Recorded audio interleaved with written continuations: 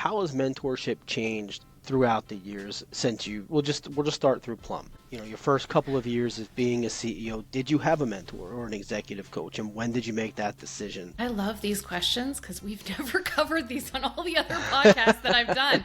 These are really good. You guys are getting to some really unique we're things. Growing. Yeah, no, this is fantastic. Okay. We need to apologize for the previous podcast. No, this is good. You're making me use my brain in different ways than I have all day. Okay. Fair enough. So let me try to put in a little bit of context into this.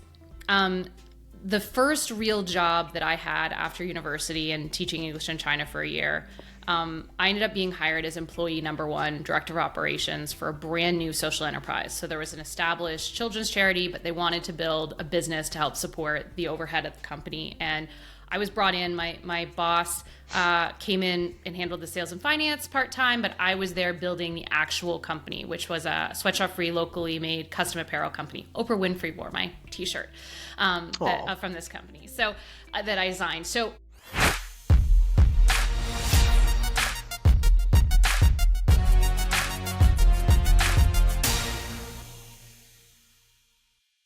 Hey, this is William Tincup and Ryan Leary. You are listening, hopefully watching, Inside the C-Suite podcast. We've got a friend of the firm on today, Caitlin MacGregor. How are you doing today? I'm doing great. Thank you so much for having me. I'm excited for this. Awesome. We should thank you. and if I don't ask Ryan how he's doing, he then gets upset with me. So Ryan, how are you doing? Depends if I've eaten today. And I've eaten, so I'm not angry. I'm happy. Right, very good. I'm happy. We're going to have a great conversation. Very good. Yeah. So, Caitlin, you've been on several of our podcasts through the years, so thank you for that. A. B, would you do us a favor and introduce yourself and just tell us the audience a little bit about what you're doing now? So my name's Caitlin MacGregor. I'm the CEO and co-founder of Plum, and we are a software platform that helps enterprise companies match their candidates and their employees to roles where they are going to outperform their peers, be more productive, and be more fulfilled, so stay longer in the roles. And so we've democratized access to best-in-class industrial organizational psychology, so people's behaviors and cognitive ability, and match them to roles where they're going to be happy, fulfilled, and thrive.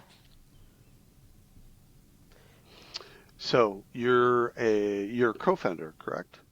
Yes. 100 years ago, when you brought this to market, you had a co-founder? Yes. So, do you want me to go there? Oh, yeah, I do. This is part of the part that part of the story. Definitely part of the story, but I often save for later. So, when I first started, it was something that was used kind of against us as if it was a negative thing. And what I've now realized is it's a real differentiator and a superpower. So my co-founder is also my husband, who is our chief product officer. And we had been working together running an ed tech company in New Hampshire for 3 years, being really our first own customer. And it was actually his idea. I was waiting to go into labor with our first kid, and he came home right before, I was literally waiting to go into labor. And he's like, how we've been wanting to start our own business? You've already built 2 for other people. I've got this idea. You're going to be on mat leave anyway. And so while I was on maternity leave and still running the EdTech company part-time, we also started Plum off the side of our desks. And it's been 13 years. And I'm so grateful because we have completely different sets of expertise that have really helped us build this business. But they talk about being the CEO can be lonely at the top, and I'm never alone. I always have somebody there that is willing to support me and help me. And if I ever have a moment of doubt, he is right there encouraging me to keep going. And it's really been this amazing thing. And this year, I was selected as part of Ernst & Young's Entrepreneurial Winning Women. It's basically a feeder program to Ernst & Young's Entrepreneur of the Year award. And I've met 19 other women. And what surprised me is about half of them, their husbands are their co-founders. So really, I think that there's way more women CEOs that have their husbands in the business than we probably realize. I think that, it's one thing if the male is the CEO, if the husband's the CEO, but if you think about it, women, we're juggling a lot of different hats and a lot of different roles. If we haven't put our lives on hold, which some have, we've got 2 kids, just having that support, that partner, like, I think we're smart enough to realize, why the hell would we do this alone if we can have the person right there having the exact same priorities, anytime I have to travel, he's right there being like, I got the kids. Don't worry about it. I got it. There's no resentment. There's no, oh, you work too much, and it's always that constant partner. And so now that I've started looking at, especially women that have been bootstrapped, that didn't fundraise because nobody told them it was a bad thing. They've just been doing it as a way of growing their business. You find venture backed companies like Plum, and it was actively discouraged. But yeah, 13 years, and I couldn't do the business without him because he brings so many other things to the table that I don't. I would love to call my wife in. She's right over there. She's doing holidays. I would love to pull and just say, if we ran a business together, she would walk out immediately. Yeah. And that's the bias that people have, is there's no way. But the funny thing is when you talk about co-founder relationships, when you talk about investor relationships, they always say it's like a marriage. Well, this isn't like a marriage. Like, are you kidding me? Do you know how bad things would have to be for me to walk away from this partnership? Like there is an intrinsic alignment that it was there in the first place, and a level of trust. Like, when you work with somebody and you build something from scratch and the company is your baby, don't you want to do that with somebody you've already committed your life to, and you've already worked on the best communication strategies and the best level of trust? I'm not saying that it's easy, but just like anything else, like, you can have toxic co-founder relationships, toxic relationships with other people.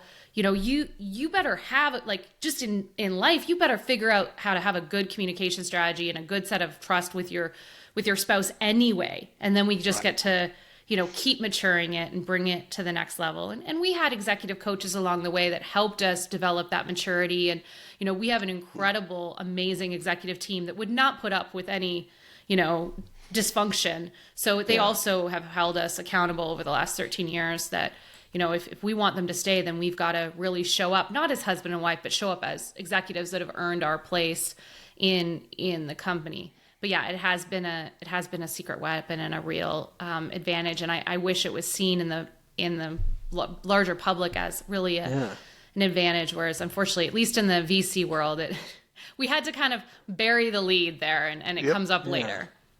Why? Why do you have to bury the lead there? Yeah. Well, the own personal bias of what you just said, of like, in the VC community, the majority that have the partnership status are still men, and the first response they have is, "Oh, I could never work with my wife. Like, that just wouldn't work," or the fear of, "Oh, that's." 50% of relationships end up in divorce. Does that mean that I'm not going to get a return on my investment because you guys are going to get divorced? And this is a lot of stress to run a company. So add that on top of normal stress and normal kids and normal all those things. So anyway, it's just we go way back. I love that you called it out. I love that you went right straight there. But it's one of those things that it's funny. It's never been called out on. Right at the beginning. But I've come to embrace it, especially meeting so many other successful CEOs this past year. I actually think that's your superpower. I think that's one of your superpowers, is because of that. So I think it is a cop-out by a lot of the people in the venture community. Is they want someone that's 100% dedicated, and they see a marriage to a co-founder as something that would impede 100% participation in, which is completely untrue. It's the Y'all opposite. live it, breathe it. You wake up, talk about it. I mean, you're constantly growing the business or fixing problems or whatever, innovating and things like that, and you're living with the person. Yeah. So, like, normal. There's no off hours. We're always on. There's always support. There's always the ability for one of us to prioritize the company over everything else. Yeah. And I have to give a shout out to my investors. Like, my investors see it as an advantage. They luckily had really great experience with married couples beforehand, so they had somebody else before me educate them as to the benefits of it, so that by the time we came along, they were already seeing it through a positive light. But that is unfortunately still the exception versus the rule. Well, I like that you also put in the accountability layer. That listen, our executive team, they're all pros. They'll hold us accountable. And you've earned the jobs. You have the jobs, you have the Right. titles, etc., but you earn them every day. And I think And all executives should be should be trying to earn their job every year. yep, B, we all owe it to ourselves to continually develop and grow. I am a much better CEO now than I was 6 years ago. How we function together and support each other is much stronger now than it was even 6 years ago. We've been at this for 13 years. There is a commitment to constantly improve and grow and get better. And this is just one of the dimensions that we've got to keep growing and be better at. And I mean, as parents, that you're better, 10 years into parenting than you were for the first 4 years, or at least you hope that most people are striving to be better. And this is just another element that we had to take very seriously and get ahead of so that people understood that it was a priority for us. And this also comes back to, when you are in the business of human capital and people are your greatest assets and selling a product that uses data to help people have greater self-awareness and to develop, you better be drinking your own champagne. You are held to a higher standard. And so we've always held ourselves to that higher standard. And like I said, it's been a journey of getting better and lots of lessons learned. Like, I feel bad for employees that knew me in the first 4 years of running our business. want to go back and apologize. I do. I really do. One of before we brought on our chief revenue officer, we had somebody else for 5 years, and he went on and became a CEO of his own tech company. And, we had a Starbucks, a year later, and he wanted to apologize to me. Like, I didn't realize what your job was. I didn't realize everything until I was in your shoes. And I was like, no, I want to apologize to you. I've learned how to be so much better of a leader and how to be more supportive in a new light. So, we're all growing. This is just something that we've had to be consciously it's a responsibility. It's a responsibility to not have dysfunction. It is a responsibility to continually grow and be better. It is a responsibility to play to each other's strengths. And we're at our best when we're filling each other's gaps, and we're not, we really bring completely different assets and strengths to the company. And sometimes we get to collaborate on the same thing, and that's really cool. But he's chief product officer. So he's setting the product vision. He also is responsible for all the industrial organizational psychology, all the science behind what we do, and really shepherding that and ensuring that when we do audit, New York audit biases, that we're on the right side of it. Like, that's all very much a different domain than what I'm doing. How do you view mentorship?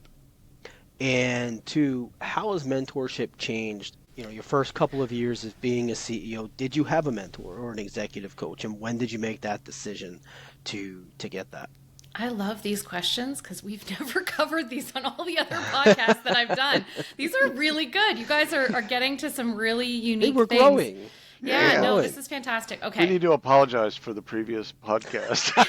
No, this is good. You're making me use my brain in different ways than I have all day. Okay. Fair enough. So let me try to put in a little bit of context into this. The first real job that I had after university and teaching English in China for a year, I ended up being hired as employee number one, director of operations for a brand new social enterprise. So there was an established children's charity, but they wanted to build a business to help support the overhead of the company. And I was brought in. My boss came in and handled the sales and finance part-time, but I was there building the actual company, which was a sweatshop-free, locally made custom apparel company. Oprah Winfrey wore my t-shirt from this company, so that I designed. So I had no background in manufacturing, in custom apparel, silk screening, supply chain management. I mean, I studied international development. I had zero credentials to be the first employee and build this business from scratch. So, Oliver Madison, my first boss, he saw potential in me and gave me an opportunity that was not logical. He said I had chutzpah, but there was nothing on paper that said that I should have had that opportunity. But I did, and I realized then that I was an entrepreneur and that my superpower was building something from nothing. But I am 2 years into this, my first real job, and I am working, 10 a.m. to 10 p.m., 7 days a week. I built the product. Now we're shipping all the time. Logistics, supply chain management. It is a round the clock job. We are, on a shoestring budget, and I have just gotten married. So, we had 6 months engagement, putting the wedding together, dance classes in between, and now the wedding's over, and I am like never home. I tell my husband, Neil, I'll be leaving the office in 5 minutes, and 3 hours later, maybe I'm through the door home. We've all done that. Yeah. And our best friend that lived in the same apartment building as us had been an entrepreneur in the .com boom when he was like 20 years old, had the term sheet for $1 million that got pulled right as the boom was going on. And, he had experienced what it was like to be a young entrepreneur that was frankly grinding it all the time and hustling all the time. And he saw how negative that impacted his life, early career. And he had gone into academia instead. He's like, I'm not doing this entrepreneur shit. I'm going to go and get my PhD. And he said, look, Caitlin, if you keep going at this pace, you're not going to have a marriage to come home to. You need to get an executive coach. You need to stop being this martyr that if you got hit by a bus tomorrow, the company would not survive without you. And I know at 27, that's super powerful and that feels amazing, but that's not good for you. That's not good for the business. You need to see an executive coach. So he connected me with an executive coach, and that's where I realized that I was too agreeable. I had a classic syndrome that a lot of women in North America have, which is we have been raised to please people. Yep. We have been raised to be yes, and high achieving women really have been raised to not want to disappoint anybody, and that there is no job that we can't accomplish. But what that happens is that we don't know how to say no. We don't know how to advocate for ourselves. We don't know how to set boundaries. And we are heading straight towards actually a really unhealthy relationship with work that eventually will catch up to us and lead to burnout and also sever a lot of relationships. I don't even want, first of all, 5% of CEOs are women. Most CEO women are divorced. We could just get into the statistics of the consequences of how that translates as you go throughout your career and the burnout possibilities. So I was so lucky at 27 for this to be kind of mirror being held up against to me. And I started seeing an executive coach, and I started learning. And it takes 7 months for your brain to start to jump in and say, oh, wait, Caitlin, stop. You said you're going to be home in 5 minutes. You actually need to leave the office. Fulfilling that commitment and building that trust back is more important than whatever to-do list objects that you're going to get done in the next 3 hours. So it takes about 7 months, in my experience, repeatedly, anytime I go through a massive growth journey, for my brain to even just recognize that I should be doing something differently, and then a full 12 months before I can actually have a strong enough muscle to start doing things differently. So it's a really long journey. So I get in trouble for 7 to 12 months after starting to see the executive coach that nothing was changing, but at least I knew that I shouldn't be doing it anymore. And then eventually it started to translate into better behaviors and things like that. And so I started seeing really early an executive coach and saw that executive coach for about 3 years and started to have those tools. And then, I didn't want to do that business anymore. I didn't want to become any more of an expert in supply chain management. I gave a year's notice that I was going to move on after 3 years. And Neil and I, my husband, we went on a 3.5 month sabbatical and traveled throughout Europe, Asia. So we traveled through Asia. We went back to China, not back to China, but places that we had seen, like Thailand and other places we had wanted to see after teaching English in China together. And so we spent 3.5 months and came back, and I actually joined the company that he was the global expert in training software for students with learning disabilities, how to use assistive technology to help them succeed in school. And we moved down to New Hampshire, me as the president, him as the vice president, to start up the US branch of this ed tech company. And that's when we started working together. And that's when the executive coaching took another level of how do we work together. He had never been in an entrepreneurial environment. Right. He had never been in that high level risk taking, that 24/7 work environment. I basically brought him over to the dark side. Like the way our relationship worked is that like I got to be a little bit less of an workaholic, and then I like brought him over to the dark side so that he could also, you know, be grinding away too. And so we started seeing executive coaching both separately, but also how does this work?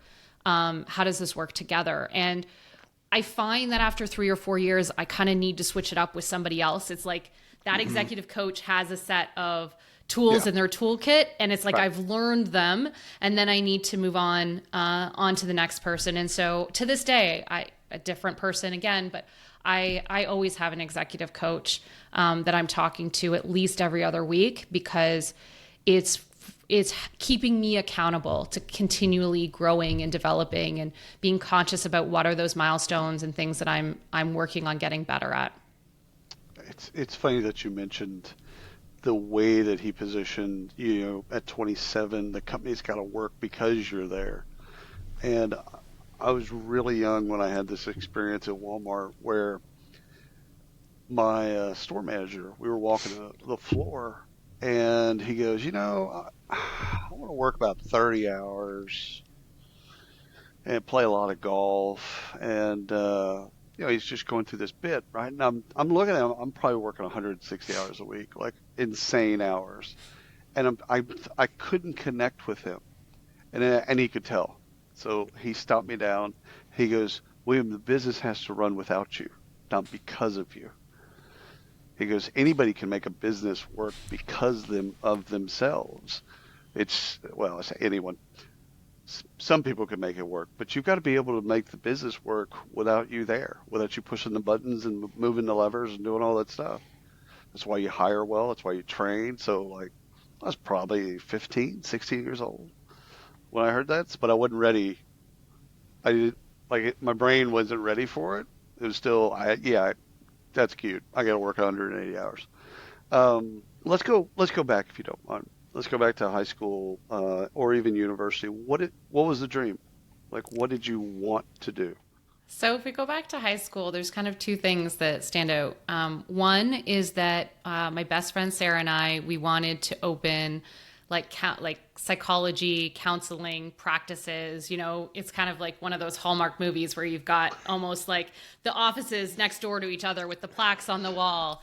And we both have our counseling practices. And the funny thing is that she's now running her own preschool. So it feels like tons of child psychology at Waldorf inspired, preschool in California. So I think she's doing lots of child psychology. And then I have a software company that's commercialized industrial organizational psychology. So, we're one step away from that.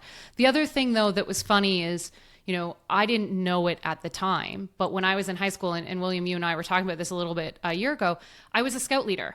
So I was in the Brownie Girl Guide side of the equation, girls only, Girl Guides. And when I graduated from Girl Guides, there wasn't a rover crew. There wasn't a Pathfinders group that was close enough to home. I was in a really small town, and the Pathfinders were a 30-minute drive away. But I found out that there was a venture crew, which is right after scouting and it's co-ed, that was closer. And so I was able to convince my parents, my mom, to drive me to this closer venture crew. And I got involved with this co-ed scouting, and we didn't like the leadership. It wasn't working out. So I found somebody that was 15 minutes away, even closer, that had gone through the whole scouting program to be our venture leader. And so I became the president of the first Oil Springs venture crew, and got all my friends and got together. And then we, planned, winter camping and planned canoe trips. And I led all of that. And that was kind of the beginning of creating something from nothing. And then, becoming a scouter training and becoming a scout leader, like that was developing leadership skills. And then when I went off to university, I wanted to go to the Model United Nations in Ottawa, but my university didn't have a Model United Nations group.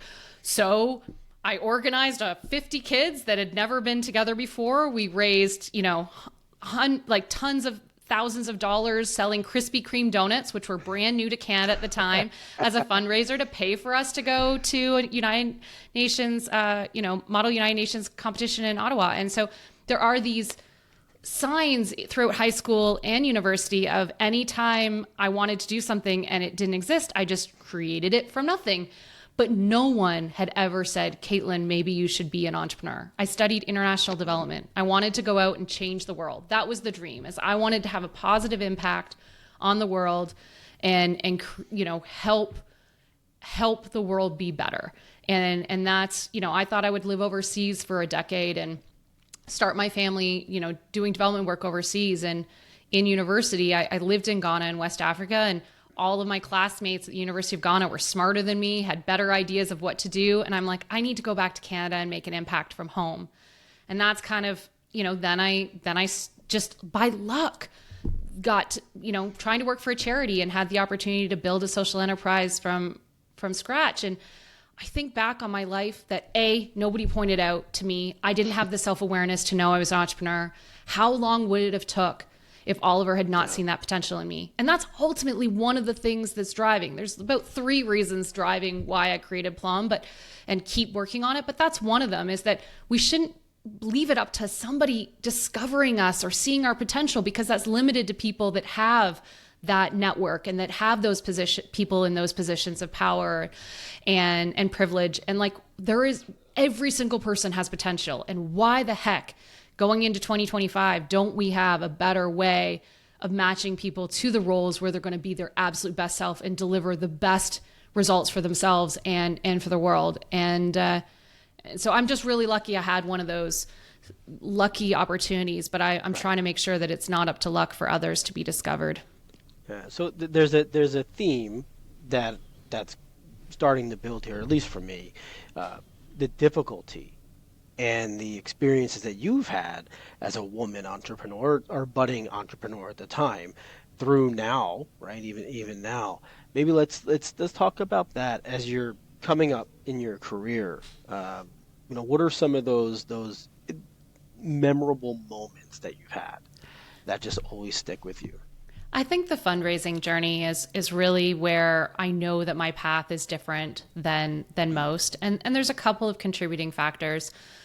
One, even though most of our customers are in the US and a third of our people are in the US and we're fully remote, I still started in Canada. I started back in my childhood home in a small town of 8,500 people in Southern Ontario, before, moving to Waterloo just outside of Toronto. I started in Canada, and, while we try to say Waterloo is the Silicon Valley of the North, it doesn't have the access to capital that Silicon Valley has. It doesn't have the influence and the network. And I wasn't originally from here. So just, I didn't have the black book, and I didn't have the people that were well connected to help accelerate my journey. And I didn't have access to the type of capital that can really set a startup up financially to grow really quickly. So, there very much was this playbook in the last 13 years while I've been growing the business of what it is to be a successful startup, where, there's a certain timeline, there's a certain amount of revenue, there's a certain amount of growth rate, there's all of these milestones that show that you are quote unquote successful. But what nobody talks about is how much money allowed you to accelerate that quickly, and what network, gave you those ins. And just, being in Canada, I didn't have the same kind of superpower behind me as somebody who would be in San Francisco. So there's a disadvantage if you're trying to go the venture route. If you're bootstrapped, there's lots of advantages, for being exactly where we were, but I knew we were going to need capital. So from a capital perspective, we were at a disadvantage. And then you bring in the fact that I'm a woman-led business where I'm a woman CEO. And there, when it comes to, this is very similar to hiring. Investors are trying to match a pattern as a way of de-risking their decision-making. As humans, we use patterns to say, yep, these patterns have been successful in the past. Therefore, if I bet on the same pattern, they're going to be successful in the future. Well, the reality is that if you take a checklist of 10 things, what's their revenue and what time frame, and, how do they talk? How do they talk about the future? What's their mindset? if you take that list, I show up very differently. So women get less access to capital. And when they do get it, they get it at lower they get less of it and at lower valuations. So already, like, I'm fighting to get, so my fundraising journey, anytime I went to fundraise, I'd have to take a year to get 99 no's and 1 yes each time that I fundraise. So in this 13-year journey, I've spent at least 4 years just going through 400 no's. Now, there was always a yes, and I'm very lucky that there was always a yes at the end of the day.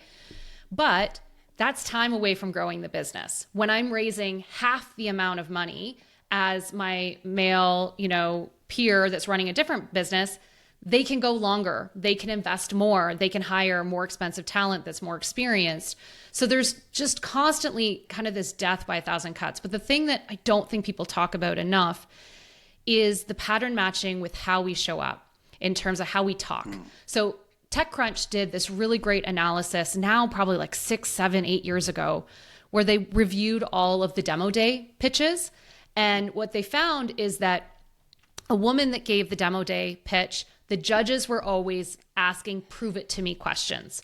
Whereas to the men, they would always ask, tell me how this could be, like visionary type questions. And what they've done is given the exact same pitch that a woman gave, delivered by a man, and you get a completely different output. And some of that also, again, in the hiring front, we see women, if they only feel like they have maybe 6 of the 10 job requirements, they may not apply. Whereas men might only have 3 or 4 of the job requirements, and they always apply. Or none. Or none, they apply. And so what Very happens when an investor's like, hey, why should I give you several $1 million? If you are humble, if you are transparent, and you hesitate with your answers, or you don't come off with this huge amount of swagger and belief that you're going to be the next Elon Musk, it actually gets, you're docked for that. It's Right. like, oh, wait a second. The people I invest in talk like Elon Musk, talk like failure isn't a possibility. And this woman is, talking like she's 80% confident, or pointing out the things that maybe she's being mindful of because she's trying to be honest. She's trying to show that she's thinking ahead of the things that could get in the way. She's trying to show the areas that she needs help with and why you want to add value.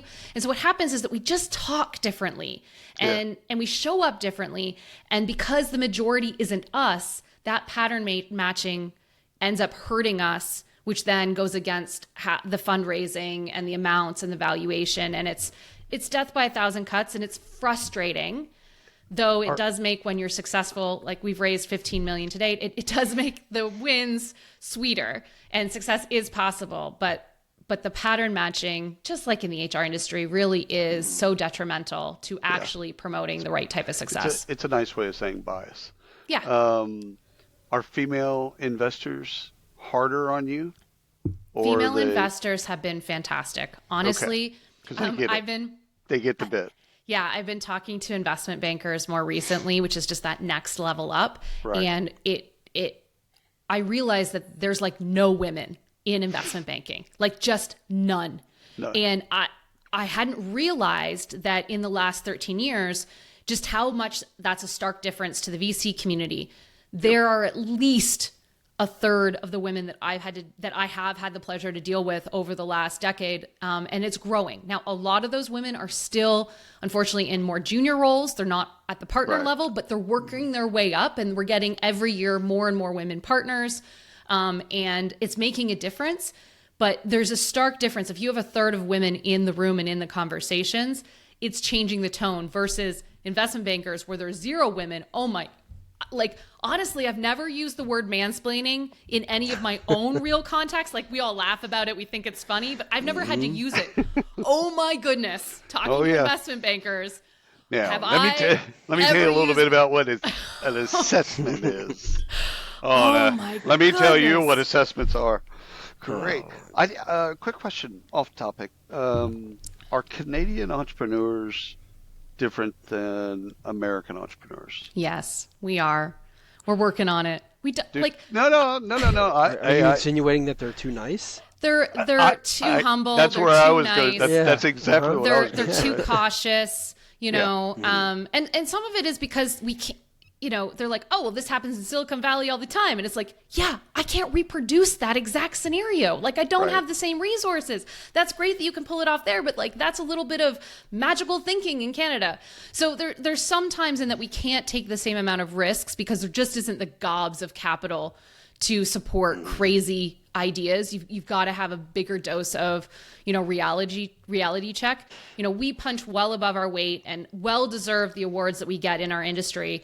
But if we weren't prepared to beat our chest and say, we are the leader, like the absolute leader when it comes to a tech solution that can scale at the enterprise level, if you want to measure durable skills, it is Plum at the enterprise level, full stop. There's nobody close in a second place. We are the leader. If we can't say that ourselves, which is absolutely true, how are we going to talk to analysts or, put ourselves forward for these industry awards or talk to prospects who are considering other platforms? Like, if we can't beat our chest and say we are number one, why would we expect the rest of the industry to accept that? Whereas if you talked to me 4 years ago, I would have said, oh my God, I'm not that arrogant. Like, what are you talking about? I can't say that.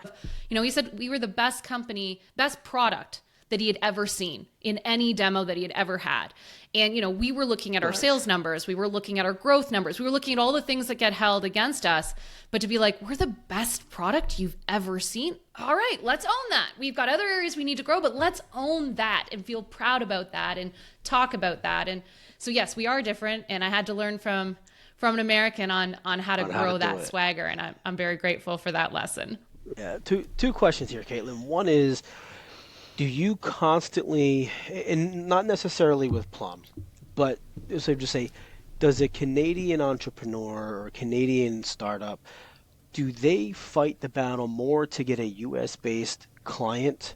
Is it more difficult because there's lack of, it's just not a US product versus Canadian? Is that a thing? And then second, luckily that has, like I said, 70% of our customers are US based, so it hasn't gotten in the way.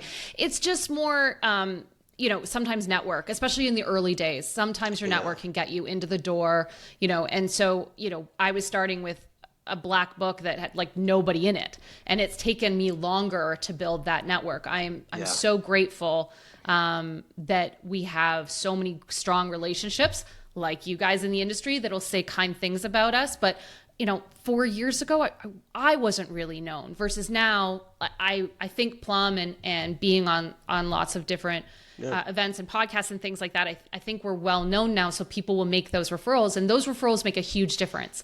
It just took a really long time before we had that word of mouth engine versus if you're already in the US, let's say you're already in New York City and you're trying to get to financial institutions, you probably you're 1 or 2 degrees of separation. But I don't think it has been a barrier.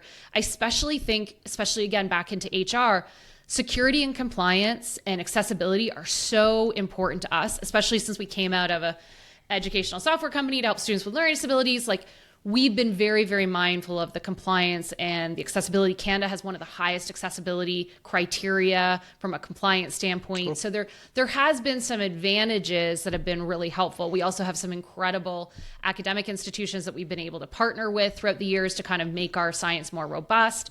So there's definitely, there's a lot of great things with being in Canada, but the thing I say to entrepreneurs now is that playbook for venture capital, which we were in a disadvantage for being in Canada, is that the playbook they want to use moving forward, because the whole venture capital game has dramatically changed in the last 2 to 3 years. So you asked earlier about mentorship. I mentor some founders now that are earlier stage as a way of kind of giving back. And we have serious conversations about, do you really want to raise? And if you're going to raise, maybe you're raising 2 early rounds and then you're stopping. But you're not getting on the hamster wheel of A, B, C, D. You're getting in what's that early angel funding and maybe a big seed round, or maybe a seed round, and then that's it. Maybe they're giving up 25% of their company and then stopping, and the rest of it after there is bootstrap for the rest of it and growing based on your own profits. So if you're talking about being bootstrapped, I don't think any of these disadvantages exist Canada versus the US. It really just is, if you're playing that venture capitalist game, that it really is a disadvantage. But again, I think that whole industry has changed and it really needs to be looked at through a new lens. Yeah. And I would say the last thing you were asking about earlier that I just wanted to say is part of that mentorship and part of that change, which we're seeing even with our key investors, is there is a greater shift in terms of what type of leadership do we want the businesses running. Like there is a impact component to what Plum does that's still ringing true to what I wanted to do in high school and having a social impact. There is a component to that where now we're seeing our investors value the impact beyond the financial return of what we're offering. And so we are seeing a shift. And that's something that I'm trying to mentor the people coming up, that are earlier in the stage of like, it's not just about these hustle metrics. It's not just about these revenue and growth numbers. There's more to the sustainability and the positive impact a business can do. And so we are starting to change the narrative. And in that, I think Canada's a great place to be, to help foster what I think is a healthier type of leadership that I think all businesses need to be modeling moving forward. And I'm growing and learning and trying to do that in my own business too. Yeah. Second question, and then we probably have something to wrap. Have you ever walked out of an investor meeting and just turned them down? Oh, this is great. I don't like you. Yeah, I can see that happening. Oh, hell, I can see it. In fact, I can name some names if you like. Yeah, No, we won't do that. Not to their face. I did have somebody recently that I was about to move forward with to work kind of in an advisory capacity. Yeah. And I was getting pressure to bring on, the board wanted some extra expertise. So I was kind of complying with bringing in this advisor part-time to help. And I was kind of at that point where I'm like, oh, I've interviewed so many people. I'm just going to kind of compromise and do this to check the box. And I was just about to move forward with this person. And they absolutely put their foot in their mouth, like, hey! really put their foot in their mouth, totally against like diverse founders. Like it was a direct jab at, supporting diverse founders. Like, and I just, my mouth dropped open and I did not call him in the moment because I'm like, how, like, look, like, what are you talking about? Like, once read you've the shown room. me who you are. Yeah. And so I didn't call it out. I ended up finding a perfect person that we move forward with. And I just said, like, we're moving forward with somebody else. I didn't call them out on it. And I've had that happen with investors too. And the reason is that it's such a tight knit community. You got to be careful. And sure. if they have such lack of awareness, like, am I the person? No, they'll probably dismiss me and call me an angry woman, that like, it's such a small community. Feminist. Yeah. So like I have not directly pointed out, but I will tell you that women talk to women. There is, 100%. And the bad actors have definitely been pushed out of the industries, like the different areas. Like I do find that we talk and we then avoid certain people. And I'm really grateful that behind the scenes that's all talked about and it does come back to them. But no, I haven't called them out directly. Just, it's such a small network. Some of that's the silver lining of the Me Too movement is all of the pain and suffering that that women went through for so many years. At one point, it's like, enough of this. We can talk, but you know what? Let's just make this public. Yeah. And luckily, there hasn't been anything that, I mean, if it was something where I felt like it was going to put another woman into harm, I would absolutely speak up. Definitely. A lot of the times, this is people's, bias that really, the best way that they're going to see that they're wrong is when they start seeing new examples of success. When we start seeing women presidents and women prime ministers. What does my country have? Prime ministers. Yeah. And when we start seeing more women what do we have? Yeah. We'll start seeing more women CEOs, more women leaders. Like, part of this will get resolved when we start seeing, and it's not just women that are ushering a new leadership style. Like, when I think about what MBA's leadership styles from 20 years ago Yeah. what, business at all cost, is an exchange, Shareholder value. yeah. And, we talk about a paycheck. Your job is to show up 9 to 5. And in exchange, you shut up and put up because here's your paycheck. Like, that whole world is changing. And the leadership that's needed to be successful to usher in the next decade is different. And so we are seeing live this old leadership model fail. And we're seeing new people with more advanced and more holistic, supportive leadership styles emerging. And it is causing change as we see more and more of examples of success. And that's the whole history of diversity, is you just need that role modeling. And I didn't have a lot of it, but it's really cool now that I'm seeing people my age or a decade older, and I'm now seeing those women rise into those positions of power. And I can be like, oh, that's a good role model. That's somebody I'd be happy to work for. And I see men changing their leader, like not changing, also demonstrating this more supportive leadership style. It's more just a whole evolution of, again, what's that old pattern, which is failing in this new era, and what's the new pattern. And there's, all genders and all backgrounds that can embrace this more supportive leadership style. Last question, and way off topic. At HR Tech every year they have for the last 7 years, women in HR Tech. And first of all, I love the utility of it because of the storytelling and people just kind of the camaraderie that happens both in the room and outside the room and all of that stuff. But I feel like it's a bit of preaching to the choir. So I've actually told them this, so I can speak publicly about it. I would like to have women in HR Tech and it just be males or non-women.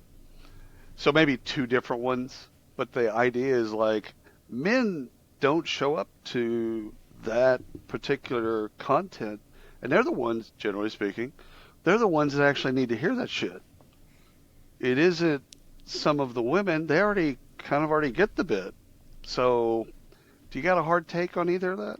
I do. So before COVID, there was this organization. I actually have it on my desk, and you're probably not gonna be able to see it, but it was called Move the Dial. It doesn't exist anymore. Oh. And it was run by Jody Kovacs, who's now the CEO of the HRPA, the Human Resource Professional Association in Canada. And Jody started this movement with the idea that actually men are the ones that have the black book and have the network and have the wealth and have the power. And what we really need to do is have them show up willing to move the dial for women. And Right. Women needed to be able to feel like they could ask for the help that they needed. And that it's by better working together that we would change the number of women CEOs, that we would change the number of women in technology, and that together we would move the dial. And I remember I was there for her inaugural kickoff talk. And I went up to her and said, at the time, there were only 3 women in Canada that had ever raised $5 million Canadian in a single round at the time. And I said, wow. I wanted to be one of the first to successfully do that. And I went to her and I said, I have angel investors, lots and lots of people that wrote $25,000 checks that believe in me, but I have nowhere near the network to raise 5 million Canadian in my seed round. I'm putting my hand up. I need help. Will you help me? And 2 years later, with her encouragement, she connected me with my lead woman VC, and I led a $5 million Canadian seed round. And I will always be grateful but that concept works because of all the people she brought into the room and making it everybody's responsibility to change that pattern and to change that success. And this is way, way off topic, but if you're following any social media and you know anybody over the age of 35, it's the same thing with perimenopause. We're all seeing the same social media, but what we need are the husbands and the brothers and we need all the male counterparts to normalize and to recognize that all of a sudden life just got a lot harder for the entire family. What's the best method to move forward? Any women's health issue, when we get into having babies, women aren't off by themselves doing it all by themselves. Their partners are in that fertility journey and in that new parenting journey. And so anytime in women where we're trying to make progress with women, we need the partnership. And I think we're at the point now where it is safe to say, hey, where are the partners in the conversation, and how do we educate those partners so they understand how we're being talked to and measured and judged differently? How can they be part of rewriting and promoting and uplifting and supporting a new pattern moving forward? So I agree with you. That's all I needed. So, just kidding. And it's a refreshing take on this, Caitlin. Oh, So thank dude! you. Again, it's just as you went through the entire podcast, you're teaching the audience Yeah. on these biases that are just there. And dudes, sometimes they're unaware. So some of it I think you can write it off too, as they're just unaware. They're not aware to it. And some of it's meanness, or it's spite, or other. So bad actors are going to do bad things, but I don't think all men are bad actors. So I think some of it does come down to education, and then just getting those stories in front of people to then say, okay, like you said, when you're asking an entrepreneur, and it's a female entrepreneur, why are you asking different questions? And again, no judgment. Let's get out of the judgment stuff. Let's get out of that business. It's like, but you are asking different questions. So that bias is happening. Here's how it makes us feel, and here's how to fix it. So, Caitlin, we could talk all day, but like, you've got a job, like shit to do. So we recognize. But thank you again for carving out time for us and coming on the podcast. Thank you for this conversation. I really enjoyed it and appreciated this opportunity to get some of these stories out there. So thank you. Thank you all, and see you next time.